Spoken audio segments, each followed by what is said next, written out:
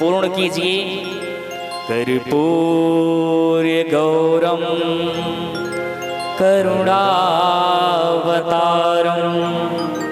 संसार सारम भुजगेन्द्रहारम सदा वसंतम हृदयारविंदे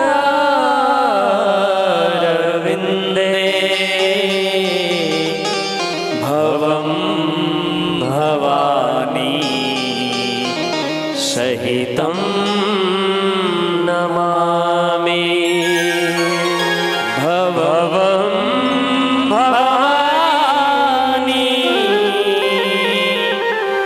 सहितं नमामि।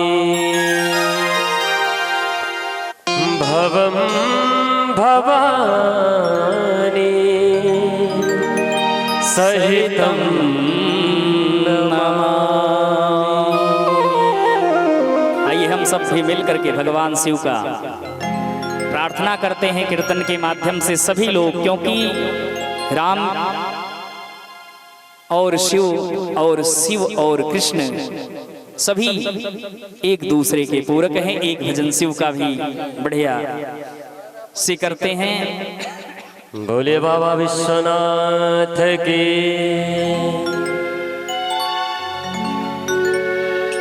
आइए हम सभी मिलकर श्री भोलेनाथ जी को याद करते हैं। ना छपर ना छानी सब कहे लयव घरदानी, ना धोती ना कुर्ता सर पे बहे गंगा पानी। ना छपर ना छानी सब कहे लयव घरदानी, ना धोती ना कुर्ता सर पे बहे गंगा पानी। हो नाचे मन मस्ती में हमार जोगिया, हो नाचे मन मस्ती में हमार जोगिया। हो डम डम डमरू बजावे हमार जोगिया, हो डम डम डमरू बजावे हमार जोगिया। ना छपर ना छानी सब कहे लयव घरदानी, ना धोती ना कुर्ता सर पे बहे गंगा पानी। ना छपर ना छानी सब कहे लयव घरदानी, ना धोती ना कुर्ता सर पे बहे गंगा पानी। नाचे मन मस्ती में हमार जोगिया, हो नाचे मन मस्ती में हमारे जोगिया। हो डम डम डमरू बजावे हमारे जोगिया, हो डम डम डमरू बजावे हमारे जोगिया।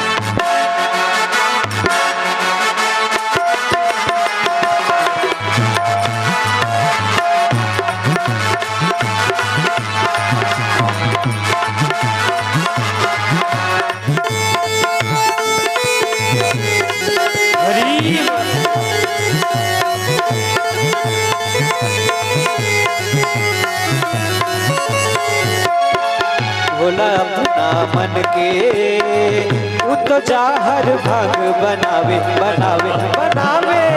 भोला अपना मन के उत जाहर भाग बनावे बनावे बनावे। फिर पी के वो के जगह जगह पे फटो मचावे मचावे मचावे मचावे। भोला अपना मन के उत जाहर भाग बनावे बनावे बनावे। फिर पी के ओ के जगह जगह पे तांडव मचावे मचावे मचावे हो नाचे मान मस्ती में हमार जोगिया हो नाचे मान मस्ती में हमार जोगिया हो डम डम डमरू बजावे हमार जोगिया हो डम डम हार जोगिया हो डम डम डमरू बजावे हमार जोगिया। बोलिए भूत भावन भोलेनाथ सरकार की जय हो। जय जय श्री राधे। प्यारे भक्तों, उस यज्ञ में सभी देवी देवता तो गए थे, लेकिन भगवान ब्रह्मा और नारायण नहीं गए, क्योंकि पता था उस यज्ञ का विश्राम कैसा होगा। और जब प्रार्थना सभी कर रहे हैं, भगवान नारायण भी वहां पर प्रकट हुए। और भगवान नारायण जब प्रकट हुए तो प्रार्थना किया और भगवान भूत भावन को साथ लेकर के जाते हैं। दक्ष प्रजापति को बकरे का सर लगाते हैं और उनकी यज्ञ को संपन्न कराते हैं। और यज्ञ भगवान की जय हो। बोली महाकाल सरकार की जय हो। यही कहते हैं सुखदेव जी की, हे राजन, अगले जन्म में मैया का जन्म हिमांचल के पुत्री के रूप में हुआ और भगवान शिव की तपस्या करके भगवान शिव को प्राप्त कर लिया। और कहते हैं कि यह स्थिति इसीलिए हुई कि जब राम जी वन में माता को ढूंढ रहे थे कि हे खग हे मृग मधुकर श्रेणी, तुम देखी सीता मृग नैनी, तो वहीं पर माता जी को मोह ने जकड़ लिया था और भगवान शिव ने प्रणाम किया था और मैया ने अपमान किया था, भगवान का भी और अपने स्वामी का भी। परीक्षा तो माता के रूप में ली, लेकिन भगवान से कहा कि कीन्ह प्रणाम तुम्हारी नाई। हे प्रभु, उसी समय से भगवान जब अंतर ध्यान होकर के देखते हैं और मैया का रूप दिखता है तो कहते हैं शिव संकल्प कीन्ह मन माही, यह तन सती भेंट अब नाही। और भगवान का ही नहीं, भगवान की कथा और भक्त का भी एक बार मैया अपमान कर चुकी थी। जब भगवान भोलेनाथ कथा का श्रवण करने गए थे, एक बार कुंभज ऋषि पाही माता सती को लेकर के गए थे, लेकिन की माता वहां भी भ्रम में पड़ गई, मोह में पड़ गई। भगवान शिव ऋषिवर को, गुरुवर को प्रणाम करते हैं और वहां भी उनको मोह हो गया कि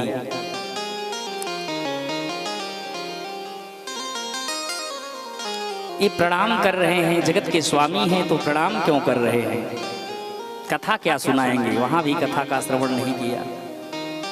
इसलिए प्यारे भक्तों, हमको यह कथा सिखा रही है, बता रही है, समझा रही है कि हमें भक्त का, भगवान का, भगवान की कथा का, संत का अपमान नहीं करना चाहिए। मान मत करो, कोई बात नहीं है, लेकिन अपमान नहीं करना है, क्योंकि अपमान का परिणाम आपने देखा माता ने किया भगवान शिव की, जिनका नाम लेने से ही जगत का कल्याण हो जाता है। उनकी पत्नी भी नहीं बची, क्योंकि जो हमारे कर्म हैं एक जन्म नहीं, ये हजारों जन्म तक या जन्म जन्मांतर, युग युगांतर तक हमारा पीछा छोड़ने वाले नहीं हैं। प्रारब्ध कभी पीछा नहीं छोड़ता है। इसलिए प्यारे भक्तों, यह मानव तन मिला है, तो यह कथा हमको बता रही है कि अपना परम कल्याण करें। वही मैया जब तपस्या करती हैं फिर से नारद जी के कहने से, तो भगवान पार्वती और शिव का विवाह संपन्न होता है।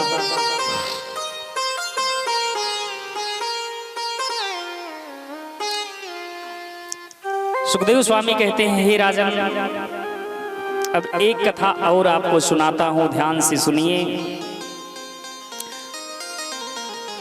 मनु के दो बेटे उत्तानपाद और प्रियव्रत हैं। कहते हैं कि उत्तानपाद की दो पत्नियां हैं, सुनीति और सुरुचि।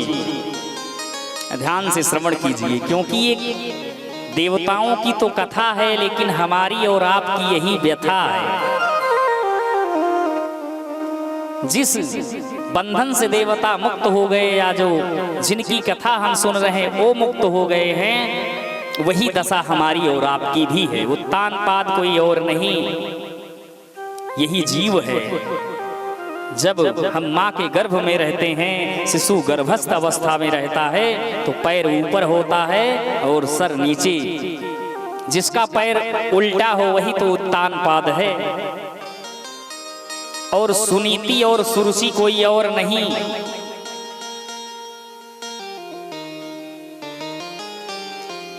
हमारी बुद्धि ही है।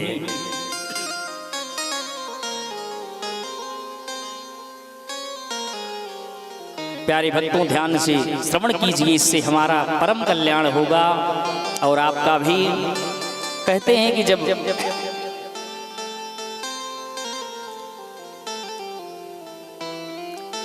दो पत्नियां हैं और दोनों पत्नियों को एक एक पुत्र हैं। एक बार की घटना है,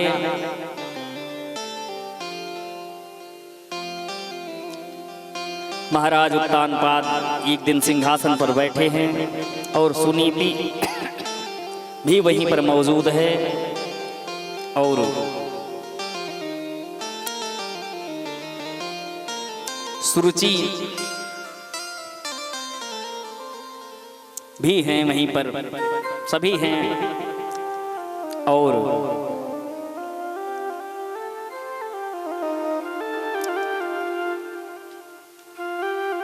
उनका छोटा जो पुत्र है उसका नाम ध्रुव है, ध्रुव जी महाराज पिता की गोद में जाकर के बैठ जाते हैं। और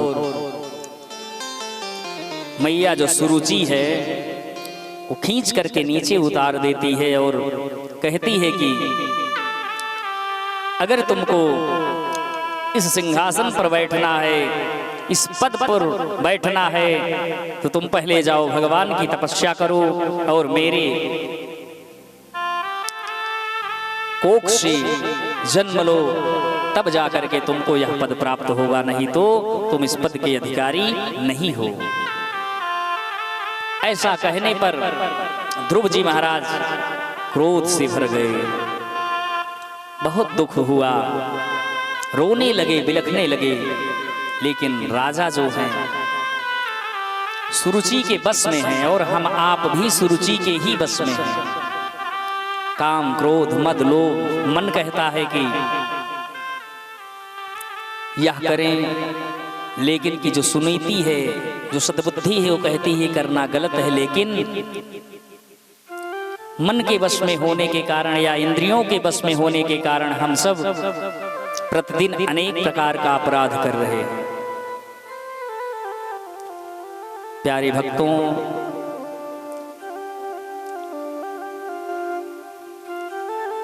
आज जब ध्रुव जी मैया के पास जाते हैं और मैया से पूछते हैं, हे मैया, क्या सच में मैया ने ऐसा ऐसा हमसे कहा है कि अगर तुमको इस सिंहासन पर बैठना है तो भगवान की तपस्या करो?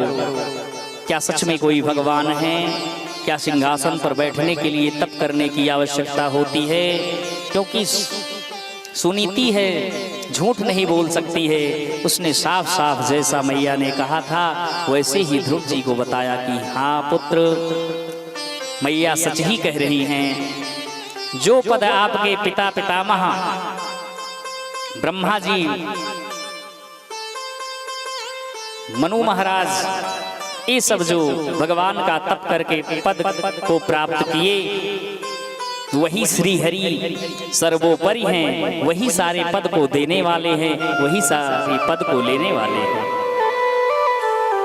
क्योंकि सुनीति हैं, झूठ नहीं बोल सकती हैं। और जब ऐसा मैया ने बताया तो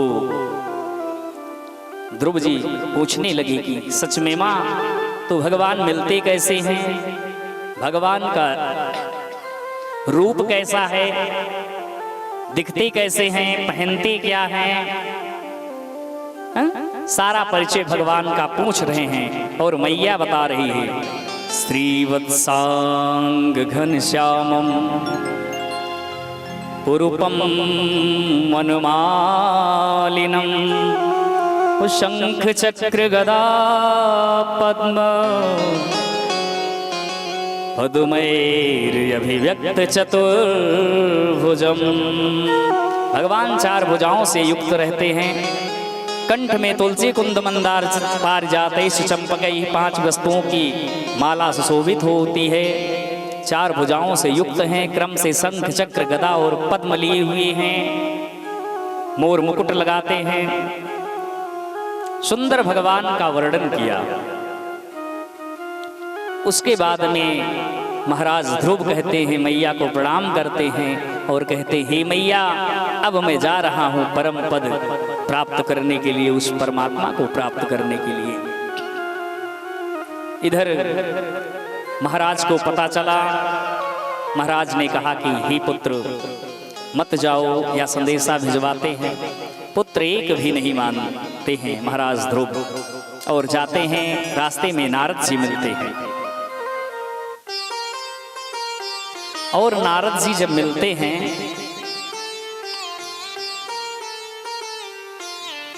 नारद जी कहते हैं कि हे बालक, हे ध्रुव जी, आप छोटे हैं, अभी नन्हे हैं, कहाँ जा रहे हैं? आपको खेलना कूदना चाहिए। जंगल में बड़े बड़े शेर होते हैं, बहुत प्रकार से उनको डराते हैं परीक्षा लेने के लिए। क्योंकि जब भक्त निकले महाराज ध्रुव भक्ति को धारण करके, तो भगवान नारायण का आदेश हुआ, और भगवान भक्त को अपने, हमने बताया ना कि बिल्ली के बच्चे की तरह भगवान अपने भक्त की रक्षा करते हैं, कभी गिरने नहीं देते हैं। भगवान हर पल संभालते हैं अपने बच्चे को, क्योंकि भक्त भगवान का बच्चा ही तो है, वो भी अबोध बच्चा, नन्हा मुन्ना। प्यारे भक्तों,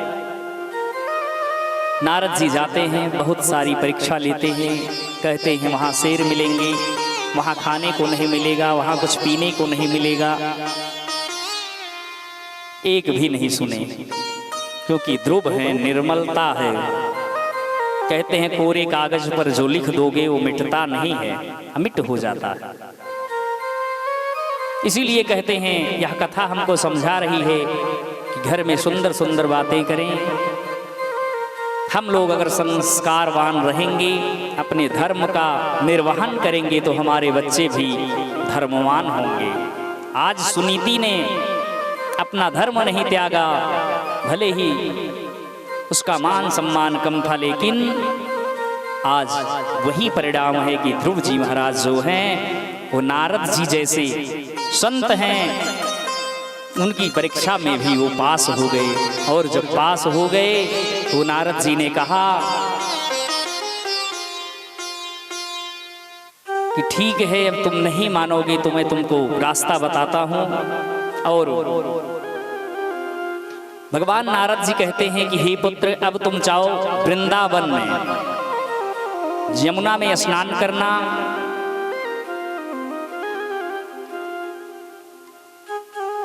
और आनंद वन है वहां पर, जिसे मधुबन कहते हैं।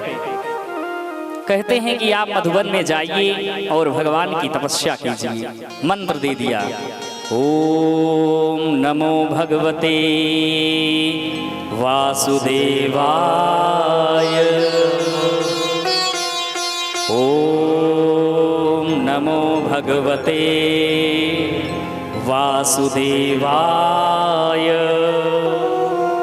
कहते हैं कि हे राजन, ऐसी घोर तपस्या ध्रुव जी करना प्रारंभ कर दिए।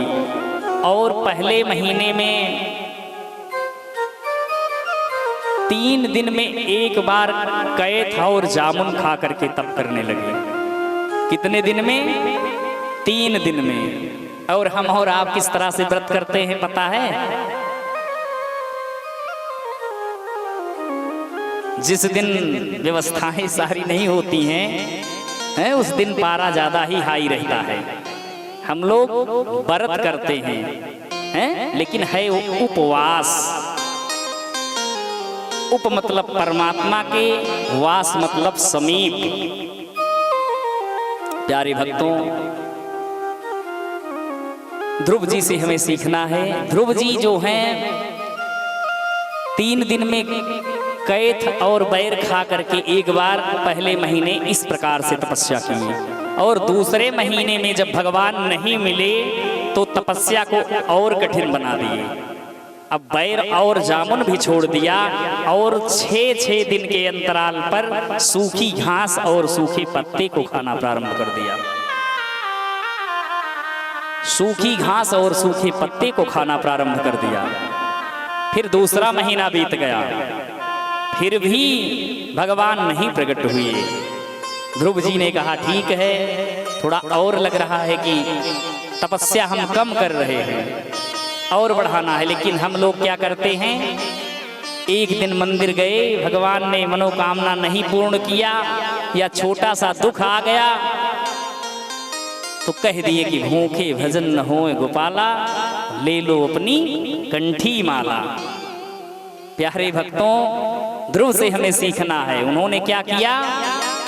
कुछ लोग हैं, हम लोगों के साथ घटना घटती है, क्योंकि यज्ञ भी करवाते हैं, और हमने आपको बताया कि ज्योतिष भी भगवान की कृपा से कुछ न कुछ सीख रहे हैं, पढ़ रहे हैं। तो कुंडली आती है, ग्रहों का पूजन होता है।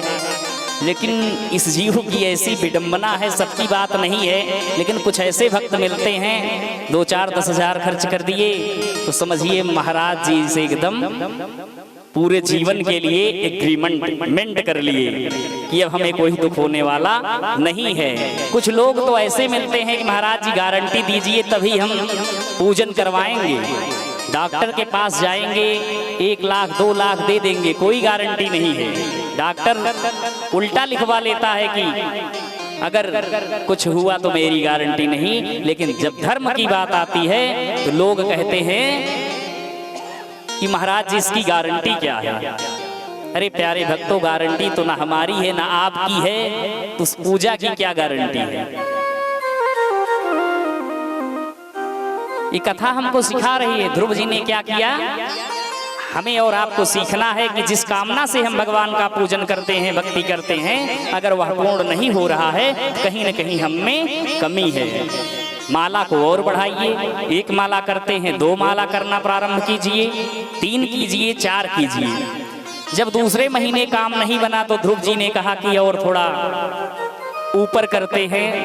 अब 9 दिन के अंतराल में सिर्फ जल पी करके रहने लगे, तपस्या करने लगे। उसके बाद में तीसरा महीना भी बीत गया, चौथा महीना आया। उन्होंने कहा कि लगता है प्रभु ही अभी प्रसन्न नहीं हुई, कुछ कमियां हैं हमारे अंदर। उन्होंने जल को भी त्याग दिया और अब 12 दिन के अंतराल पर सिर्फ श्वास पी करके तप करने लगे। 12 दिन बाद श्वास को खींच लेते, फिर मणिबंध लगा करके प्राणों को रोक देते, तप करते, फिर 12 दिन के बाद श्वास लेते। इस तरह से तप करने लगे, घोर तप करने लगे, फिर भी काम नहीं बना। और जब फिर काम नहीं बना तो ध्रुव जी एक पैर पर खड़े हो गए डंडे की भांति, और अब प्राणों को भी खींच लिया, अब श्वास भी लेना बंद कर दिया, और ओम नमो भगवते वासुदेवाय इसी मंत्र का उच्चारण कर रहे हैं। और भगवान जब ऐसा घोर तप देखते हैं तो अंतःकरण में प्रकट हो जाते हैं, शंख चक्र गदा पद्म लेकर के, और ध्रुव जी का मंत्र जब चालू हो गया। और जब प्राण के अंदर, ध्रुव के हृदय के अंदर भगवान बंद हो गए, जो सृष्टि चला रहे हैं, तो सारी सृष्टि रुक गई, स्थिर हो गई। क्योंकि जब चलाने वाला ही रुक गया, बंद हो गया, तो सृष्टि कैसे चलेगी। प्राण रुक गया, सभी लोग तड़फड़ाने लगे, जो जहां जैसे था स्थिर हो गया। देवता कांप गए, धरती मानो जिस प्रकार से एक नौका होती है, उस पर अगर हाथी कोई, गज कोई एक पैर रख दे तो इधर उधर करने लगती है, मानो जैसे तूफान आता है तो नौका इधर उधर डगमगाती है। उसी प्रकार से यह धरती डोलने लगी, हिलने लगी इधर उधर, मानो प्रलय आ जाएगी। तब सारे देवता जाते हैं, भगवान से प्रार्थना करते हैं कि नैवं विदामो भगवन प्राणरोधम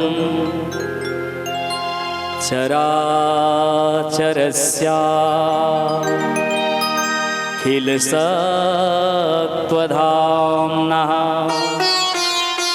विधेहि तन्नो वृजनात् विमोक्षं प्राप्ता वयं त्वां शरणं शरण्यं प्राप्ता वयं त्वां शरणं शरण्यं। देवताओं ने कहा, हे प्रभु, ऐसा तो पहले कभी नहीं हुआ था, ये क्या हो रहा है, हम सब समझ नहीं पा रहे हैं। हे नारायण, जगत की रक्षा कीजिए। सभी मूर्छित हो रहे हैं, सभी परेशान हैं। भगवान ने कहा, हे देवताओं, डरो मत। जो छोटा सा ध्रुव है ना, हमारी घोर तपस्या कर रहा है, अब उसको हम कुछ ही समय में दर्शन देंगे। आप लोग निर्भय हो जाओ, किसी को कुछ होने वाला नहीं है।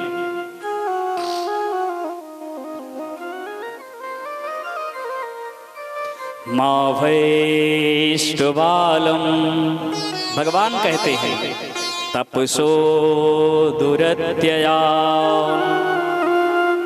निवर्तयिष्ये प्रतियात् स्वधाम यतो हि वः प्राणनिरोधयासीत्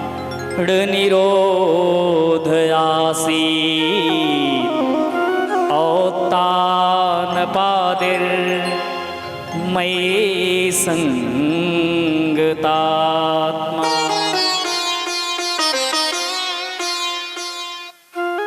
कहते हैं कि आप लोग अपने लोक को जाइए, निर्भय हो जाइए, और उसके बाद में भगवान जो हैं ध्रुव जी के समक्ष आकर के प्रकट हो जाते हैं। लेकिन ध्रुव जी तो फिर वही मंत्र चल रहा है, ओम नमो भगवते वासुदेवाय, ओम नमो भगवते वासुदेवाय। इस प्रकार का मंत्र चल रहा है। भगवान ने सोचा कि ऐसे काम नहीं बनने वाला है, और झांकी जो हृदय में विराजमान थी परमात्मा की, भगवान ने उसको झट से अपने में समाहित कर लिया, समेट लिया। जैसे ही झांकी आंखों से ओझल हुई, हृदय से ओझल हुई, वैसे ध्रुव जी की समाधि टूट गई। और जब समाधि टूटी तो जो छवि उनके हृदय में थी, वही छवि का सामने दर्शन कर रहे हैं ध्रुव जी महाराज।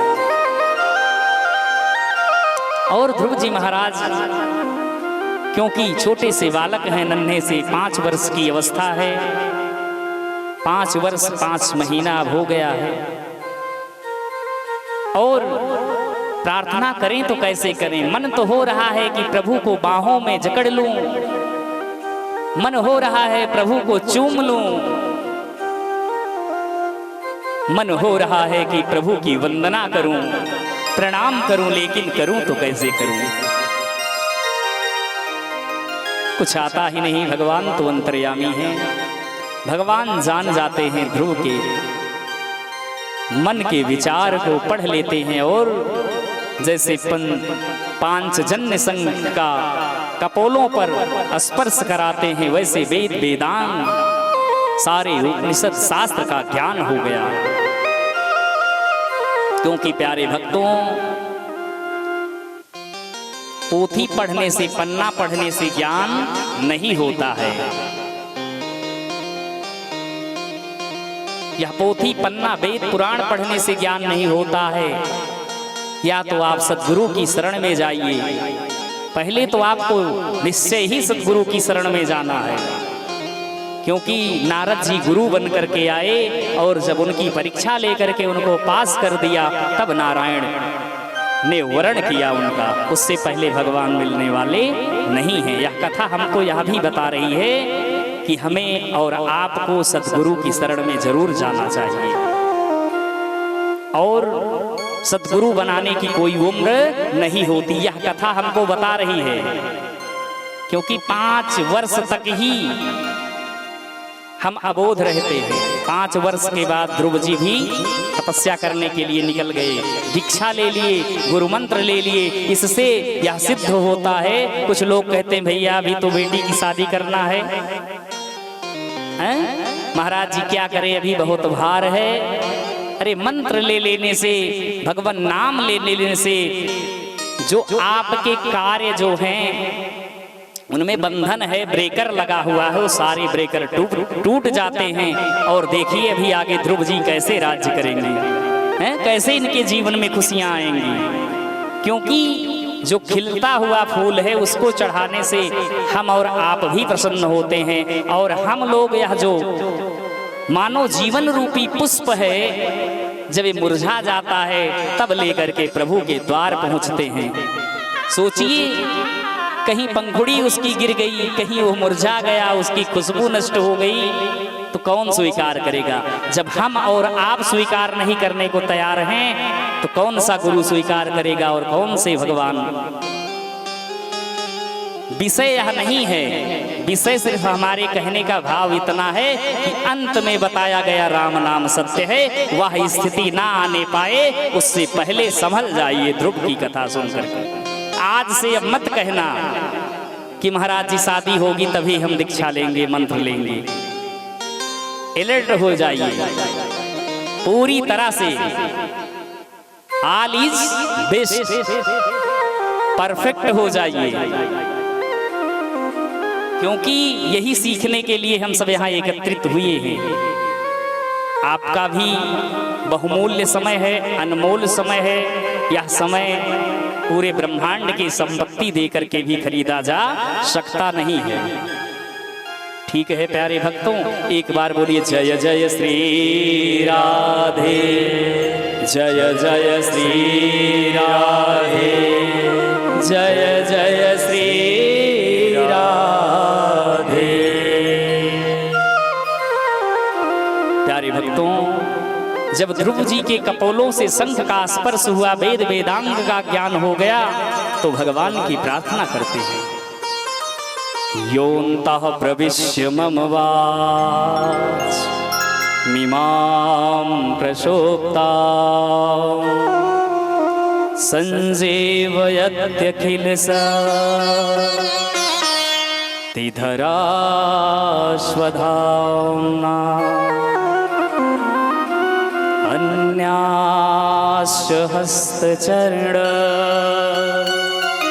श्रमणत्वगादीन्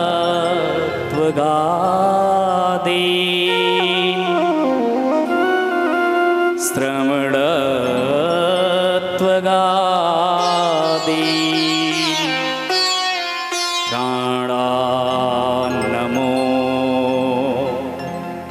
भगवते पुरुषाय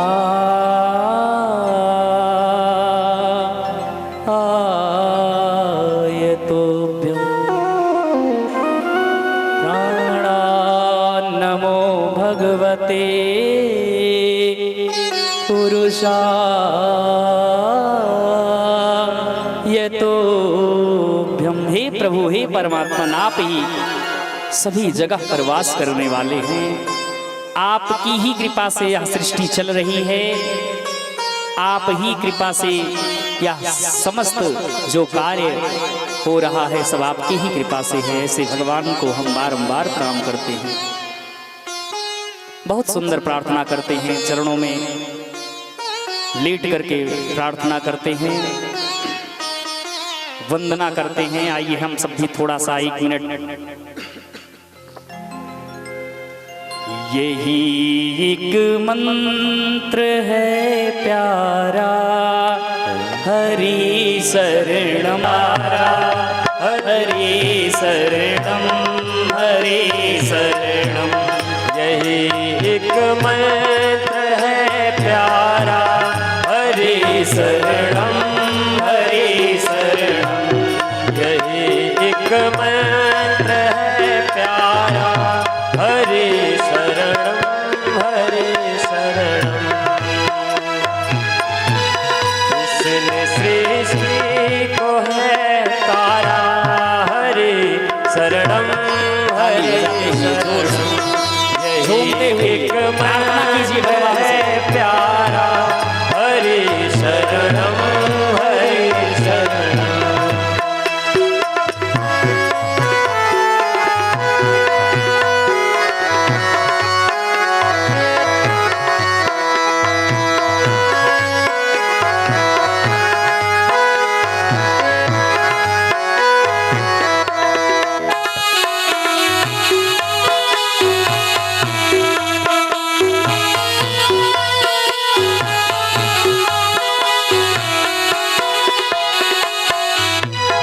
यही उपदेश हर श्याम सुंदर ने, यही उपदेश अर्जुन को दिया था श्याम सुंदर ने। यही उपदेश अर्जुन को दिया था श्याम सुंदर ने। बजाया तान मुरली का, बजाया तान मुरली का, हरि शरणम हरि शरणम। यही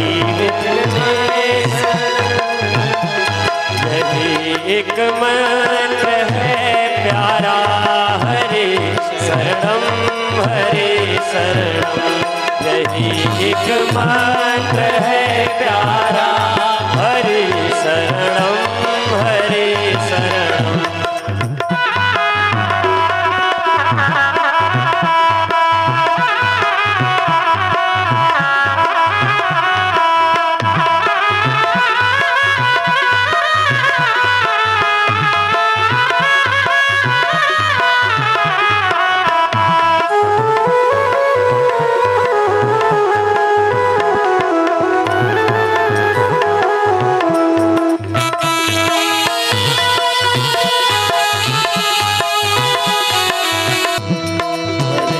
उपदेश नारद ने दिया था भक्त ध्रुव जी को।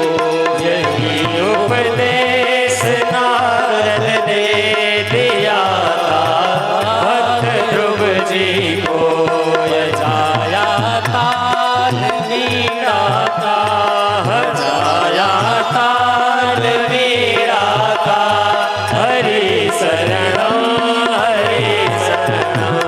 बजाया ताल वीणा का, ताली बजा। हरि शरणम हरि शरणम।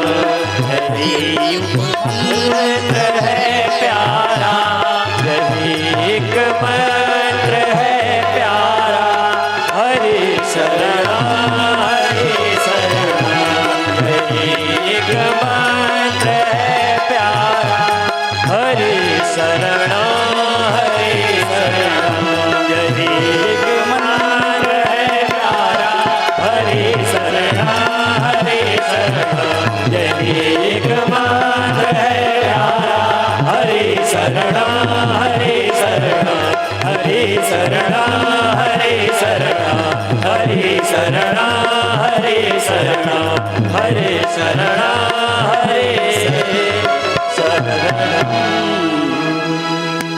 हरे शरणं हरे शरणं हरे शरणं हरे शरणं।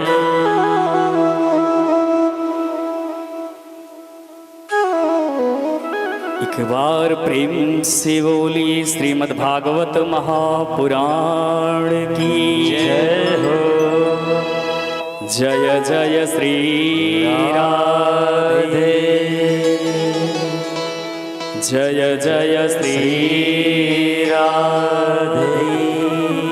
जाते हैं तो भगवान उसको सोना बना देते हैं। कथा हमको यही सिखा रही है ना। तो आज से प्यारे भक्तों दुनिया से मांगना छोड़ दो। अब आज से मांगना किससे है? लगन जिससे लगा बैठे अब से मांगना भी उसी से है। पक्का है? प्रॉमिस? तो ताली एक बार बजा करके फिर बोलिए जय जय श्री राधे जय जय श्री राधे जय जय श्री राधे।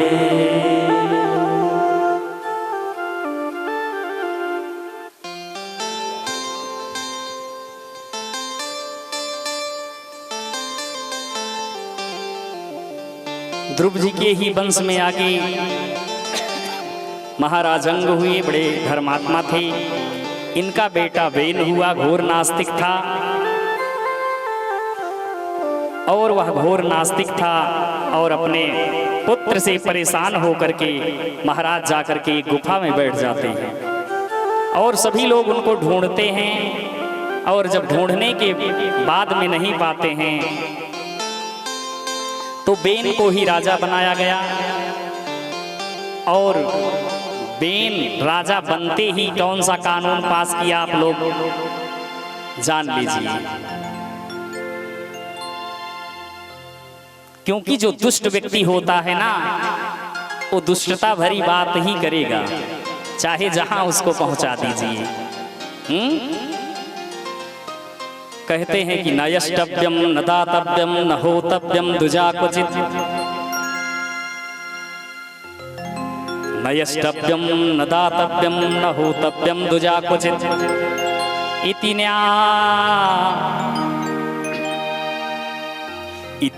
न्यावार्यधर्मं भेरी पोषेण सर्वसः। उसने कहा अब मेरे राज्य में न यज्ञ होगा न दान होगा, न यष्टव्यम न कोई यज्ञ होगा, न दातव्यम न कोई दान होगा, न होतव्यम कुछ भी नहीं। द्विजा क्वचित ब्राह्मण यज्ञ दान तप कुछ भी नहीं कर सकते, जब तब कुछ नहीं होगा। और जो मेरे इस आदेश को नहीं पालन करेगा उसको मैं दंड दूंगा। अब भगवान के बाद मैं ही हूं, या ऐसा समझो कि कहते हैं ना, क्योंकि दुष्ट धर्म में भी दुष्टता ही खोजते हैं। अपने स्वार्थ के हिसाब से उन्होंने कहा कि भगवान ने कहा है कि प्रजा में या मनुष्यों में मैं राजा हूं, या जो राजा होता है भगवान के समान होता है। तो इसलिए हे आदेश पारित कर दिया कि हमारा ही पूजन कीजिए।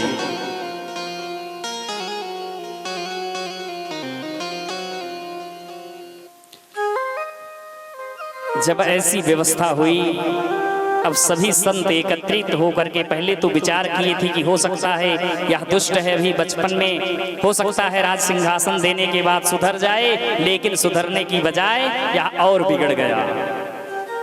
सबने बहुत समझाया कि ऐसा जो करता है उसका हो ही बेगी हो नाश। ऐसा मत कीजिए, अब आप राजा हैं, प्रजा का पालन कीजिए। बहुत समझाया,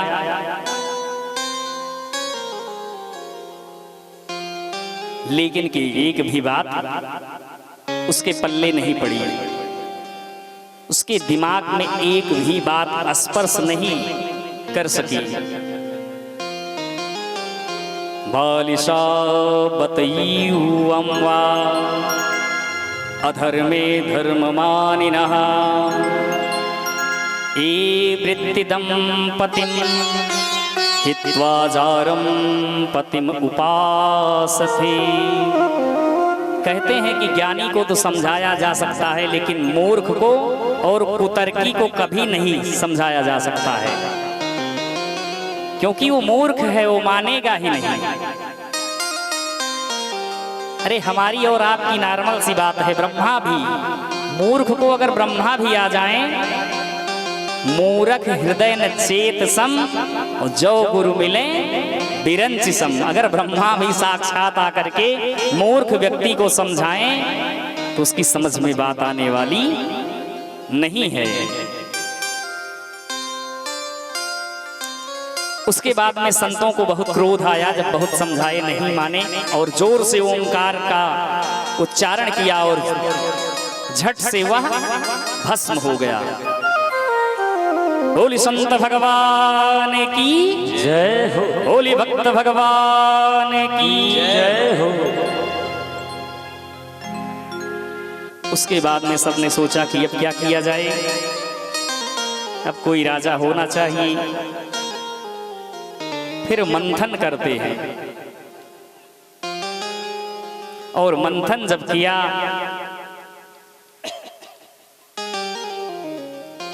भगवान पृथु का प्राकट्य हुआ। बोली पृथु भगवान की जय हो। और लक्ष्मी जी अर्ची के रूप में प्रकट हुई। अधर्म बहुत बढ़ गया था, और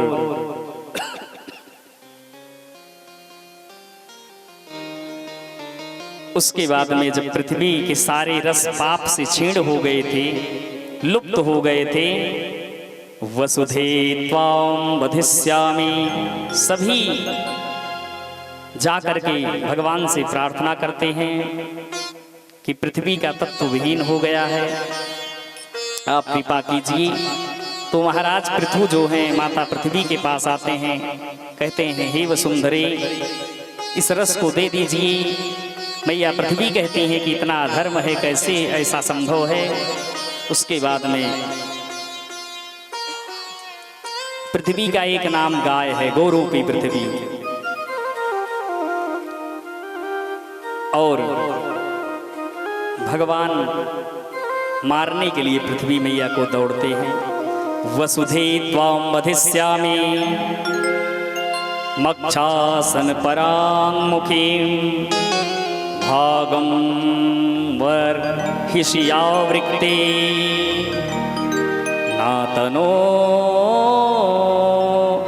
तिचनो वसु। हे पृथ्वी, हे वसुंधरे, मैं तेरा वध करूंगा, या तो इस रस को वापस कर दो। पृथ्वी प्रार्थना करती है, हे परमात्मा, आप सब कुछ करने में समर्थ हैं, आप सर्व समर्थ हैं। परशु ओम नमः परस्मै पुरुषाय मायया भिन्यस्तनाना तन्वी गुणात्मने नमः स्वरूपानुभवे निर्धुत द्रव्य क्रियाकारक विभ्रमोर्मय।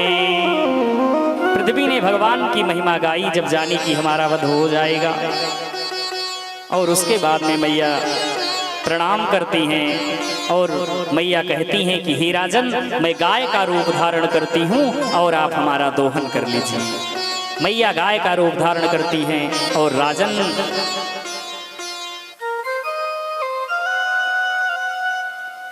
सारे तत्वों का दोहन किया। उसके बाद में महाराज पृथु यज्ञ करना प्रारंभ किए, और जब यज्ञ करना प्रारंभ किए तो इंद्र को डर लगा, क्योंकि इंद्र को सबसे पहले कोई पूजा पाठ जब तप करता है तो इंद्र को ही सबसे पहले डर होता है, कहीं ये हमारा सिंहासन ना मांग ले भगवान से प्रसन्न करके। इसलिए प्यारे भक्तों, जब भी आप पूजन कीजिए तो एक आसन जरूर होना चाहिए, बिना आसन के पूजन नहीं होना चाहिए। कुछ लोग खड़े खड़े कर लेते हैं, कुछ लोग नहाते नहाते श्री गुरुचरण सरोज रज निज मन मुकुर सुधारि बरनहु रघुबर विमल जसोदायक फलचार। लेकिन पूजन के कुछ क्रम हैं, क्योंकि जब नियम से करोगे तो वह फलेगा, और बिना नियम का किया गया पूजा खुद के लिए ही दुखदाई होता है। मान लो तलवार को म्यान में रखना है, अगर आप जेब में रख लेंगे तलवार तो क्या होगा? बहुत ही विचारने का विषय है, क्योंकि कलयुग में पूजन तो 6 मिनट का ही बताया गया है, लेकिन हम लोग 6-6 घंटे करते हैं। लेकिन गूगल गुरु से पूछ करके, किससे पूछते हैं? गूगल गुरु बताइए त्रयोदशी कब है? गूगल गुरु ने 12 को भी दिखा दिया, 13 को भी। अब हम जो पहले दिखा वही व्रत कर लिए, और वह व्रत फल ना दे करके हमको कष्ट दे दिया। प्यारे भक्तों, जो हमारी पहले परंपरा थी वो बहुत सुंदर थी, लेकिन आज उस परंपरा को, संस्कृति को हम भूल गए हैं, इसलिए हमें कष्ट होता है।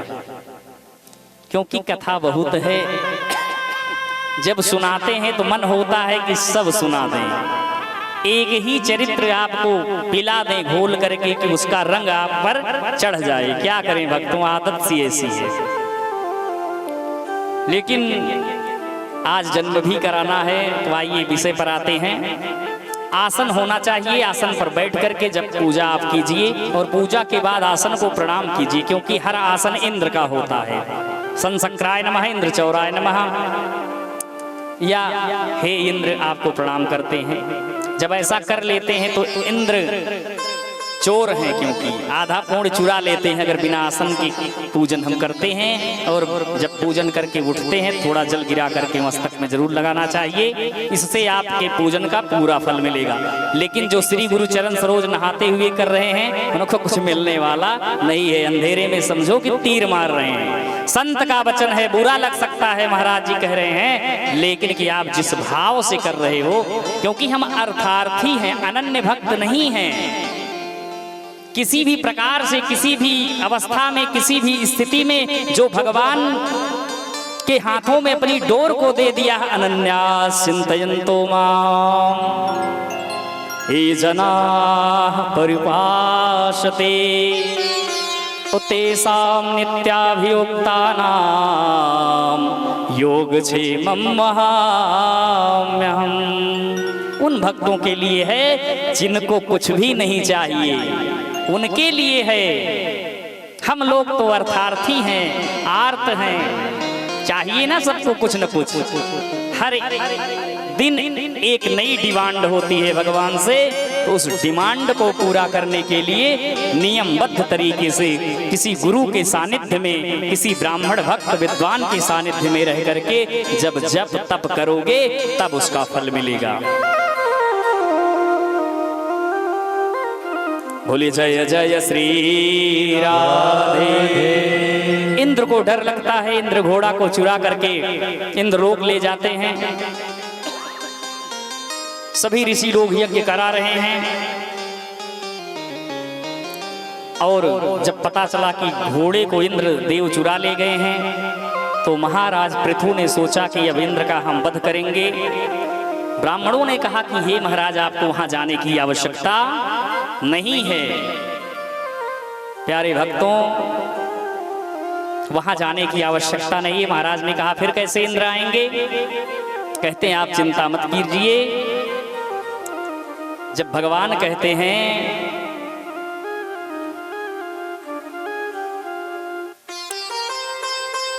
कि विप्र प्रसादात् धरणीधरोऽहम्, विप्र प्रसादात् कमलावरोऽहम्, विप्र प्रसादात् अजिताजितोऽहम् विप्र प्रसादात् मम नाम राम। जब राम जी स्वयं कहते हैं कि ब्राह्मणों के आशीर्वाद से मैं धरणी धरोहर हूँ, अजिता जितोहम है हम, सीतावरोहम है हम, और ब्राह्मणों के ही प्रसाद से मेरा नाम राम है, राम नाम की महिमा है। इसलिए हे राजन चिंता मत कीजिए, दैवाधीनम जगत सर्वम, आपको इंद्रलोक जाने की आवश्यकता नहीं है। दैवाधीनम जगत सर्वम ओ मंत्राहीनम च देवता, ओ ते मंत्रा ब्राह्मणाधीनम तस्मात् ब्राह्मण देवता। हे राजन चिंता मत कीजिए, अभी हम मंत्रों के द्वारा जो मंत्र देवता मंत्र के अधीन हैं और मंत्र ब्राह्मण के अधीन है, और हम लोग अभी मंत्रोच्चारण करेंगे, इंद्र सिंहासन सहित चले आएंगे। मंत्रोच्चारण हुआ, ओम इंद्राय नमः आवाहयामि स्थापयामि, तुरंत इंद्र सिंहासन के सहित घोड़े के सहित आने लगे। यज्ञ भगवान सोचे कि यज्ञ विध्वंस हो जाएगी, यज्ञ को पूर्ण होना चाहिए, तुरंत यज्ञ भगवान प्रकट हुए। बोली यज्ञ भगवान की जय हो।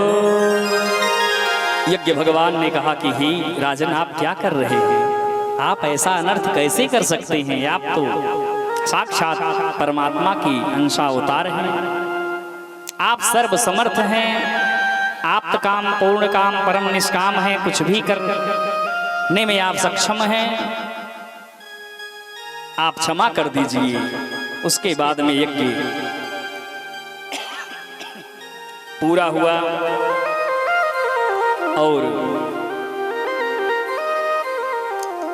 महाराज पृथु वरदान मांगते हैं कि हमारे 10,000 कान हो जाएं,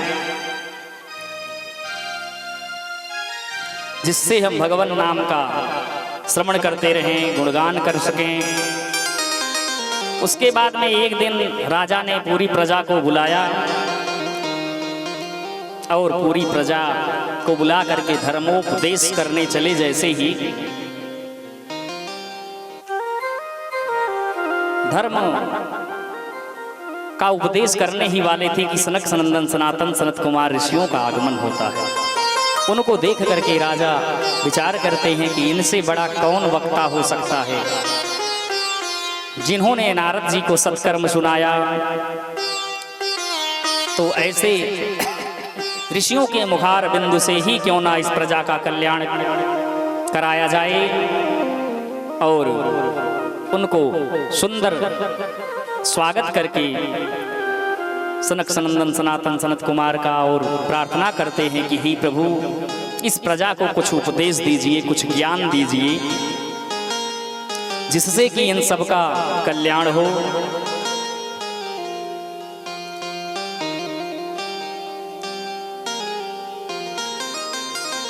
शास्त्रे श्रियानेव सुनिश्चितो नृणाम् क्षेमस्य सद्धर मार्गव वृषेषु हेतु असंगयात्मव्यतिरिक्तयात्मनि दृढ़ारतिर्ब्रह्मणि निर्गुणे चा। परमात्मा ही सबका कल्याण करने वाले हैं, उसी परमात्मा का निरंतर चिंतन करना चाहिए,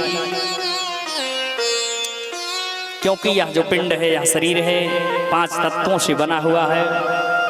यह पंचायती धर्मशाला है, इसमें कुछ दिन के लिए हम ठहरे हैं और कुछ दिन बाद हमको जहां से आए हैं वहीं पर जाना है।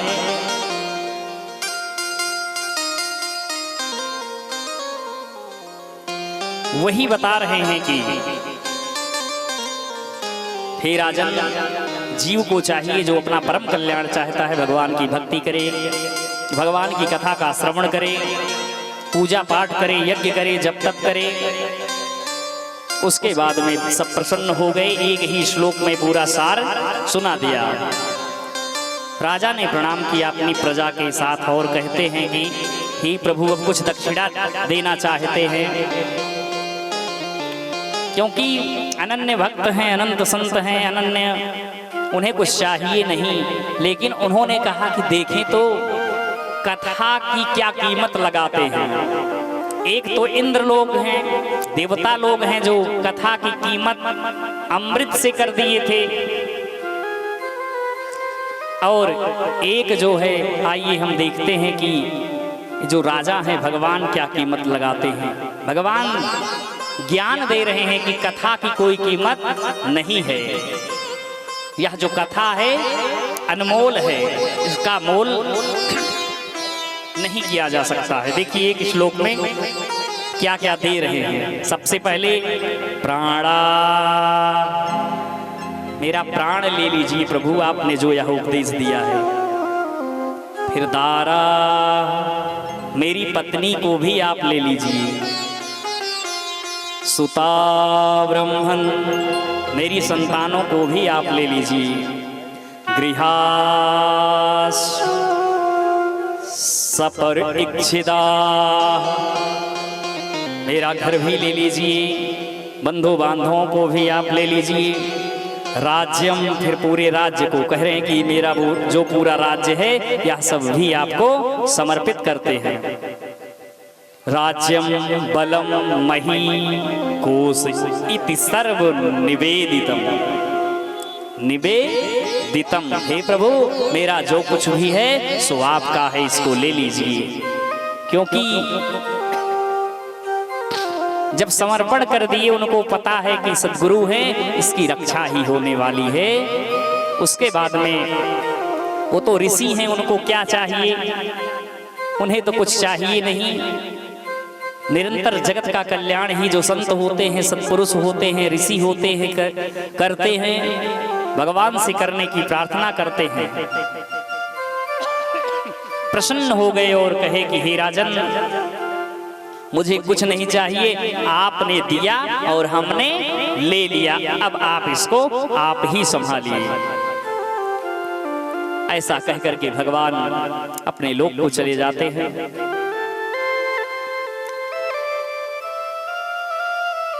और उसके बाद में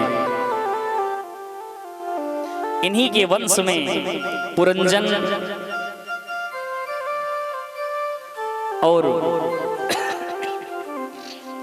प्राचीन वर ही हुए, और पुरंजन इन्हीं के वंश में हुए। उसके बाद में आगे चल करके कहते हैं कि उत्तानपाद की वंशावली बताते हैं। और प्रियव्रत बताने के बाद प्रियव्रत की वंशावली का वर्णन करते हैं। जय जय श्री राधे, जय जय श्री राधे। कहते हैं कि प्रियव्रत जो है वो भी बहुत प्रतापी हुई।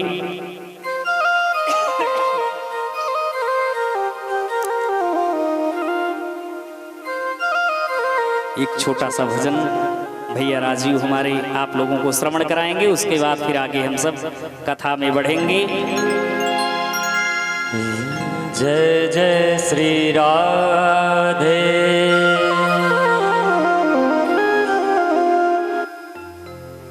यदि नाथ का नाम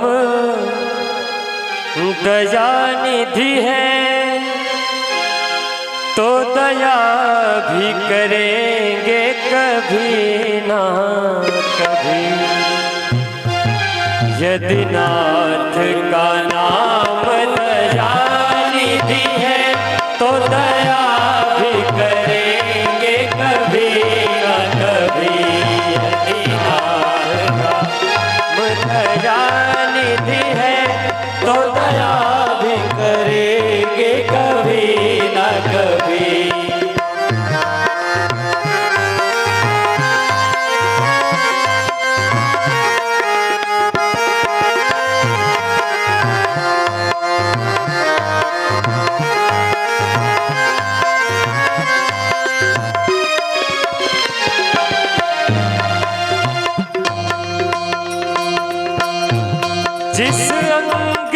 शोभा सुहावनी है, जिस रंग की शोभा सुहागन है, जिस रंग की शोभा सुहावनी है, जिस रंग की शोभा सुहागन है, जिस श्यामल रंग में मोहनी है, जिस श्यामल रंग में मोहन है, ओ जिस श्यामल रंग में मोहनी है, जिस श्यामल रंग में मोहन है, उस रूप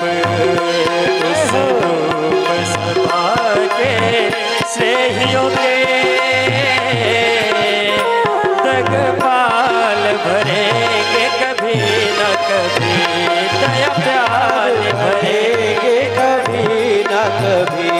यदि नाथ का नाम दया निधि है।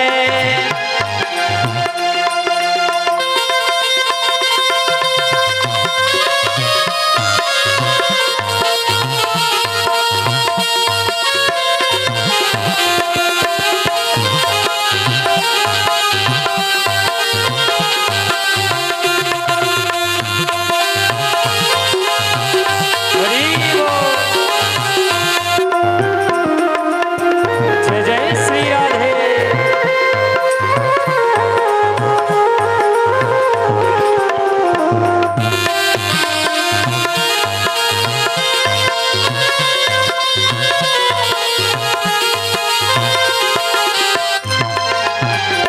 जहाँ गीत निषाद का आदर है, जहाँ वेद निशादर का आदर है, जहाँ व्याध अजामिल का घर है, जहाँ राज अजामिल का घर है, जहाँ गीत निषाद का आदर है, जहाँ व्याध अजामिल का घर है,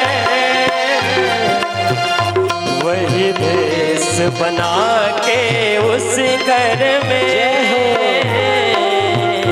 वही भेष बना के उसी घर में हम जा ठहरेंगे कभी न कभी, वही भेष बना के उसी घर में हम जा ठहरेंगे कभी न कभी।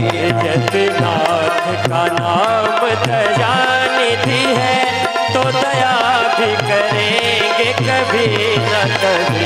यदि नाम दया